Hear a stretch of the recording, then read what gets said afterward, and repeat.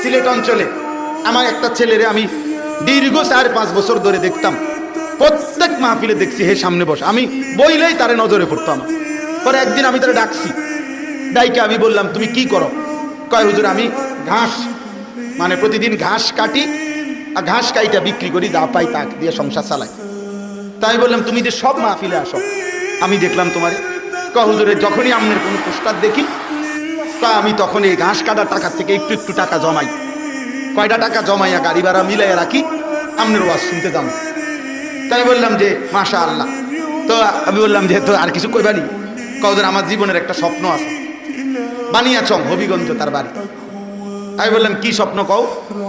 আমি 10 টাকা 50 টাকা করে জমাইতেছি, আল্লাহ যদি আমারে কোনোদিন তৌফিক দেয় আমি আমনের আমরা এলাকায় দাওয়াত দিয়ে নিমু, ওয়াজ করাবো।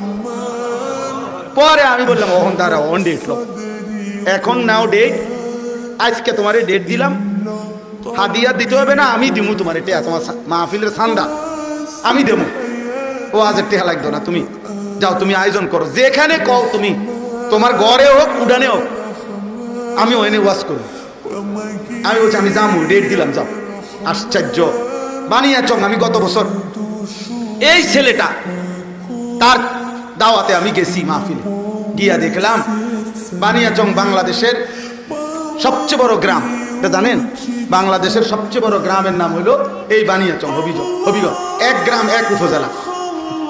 হ্যাঁ হ্যাঁ, এটা গ্রাম একটাই, একটা উপজেলা, বুঝছেন নি হুজুর? গিয়া দেখছি ওই গ্রামের মানে ওই উপজেলার সবচেয়ে বড় কলেজ হাই স্কুল মাঠ, যেটা বিশাল মাঠ, এই মাঠে এই ছেলে মাহফিল মানে আয়োজন করছে। আমি গিয়া দেখি একেবারে যদি কম হয় মানুষ 15-20 হাজার,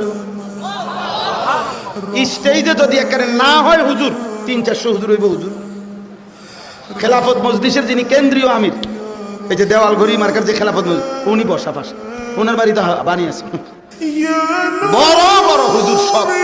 তাই বললাম কি রে কারবারটা কি জানেন? কার মাহফিল? হুজুর কইছি তো আমার আইয়া এলাকা আমার আর দৈত্য দিছে না, সব আলেম ওলামা পাবলিক মিল্লা এই মাহফিল এত বড় বানাই ফেলছে। তাই